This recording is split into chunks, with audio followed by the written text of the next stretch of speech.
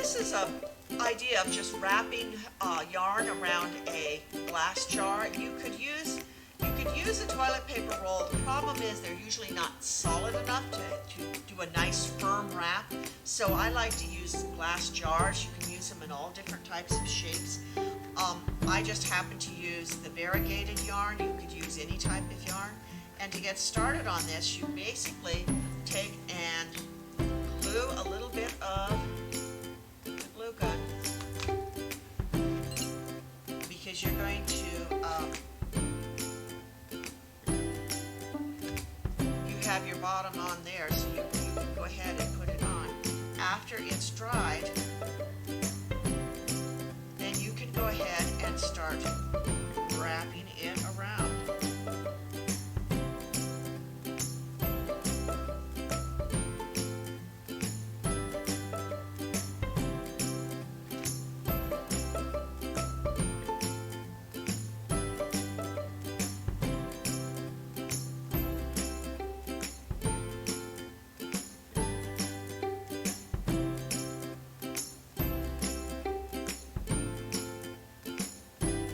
The idea is to do it very firmly and make sure that you don't have any overlap.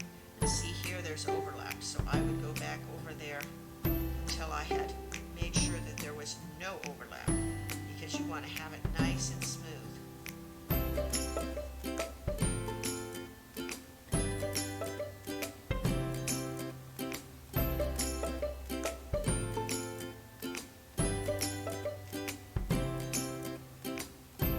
Sometimes people glue this in between. I find that if I do it firmly, I don't glue it except at the top and the bottom, because you get a much smoother look with your yarn when you just keep going around and around and around. And you can go from the bottom to the top, and then when you get through, you're going to have this area here.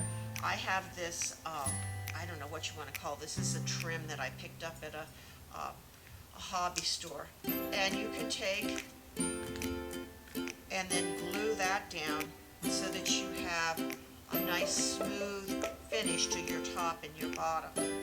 You could, but you don't have to, add a tassel on, and it's fun to do tassels where you add beads coming out of it. I just think it gives it sort of a unique look, and I left some yarn, some of the gold string, so that it has an even more exotic look. So you've got both your beads, your gold thread, and the yarn, and then you have your finished jar. And you could use this. You can even use these for candle holders if they're shorter, if you want to, or whatever you want to use them for.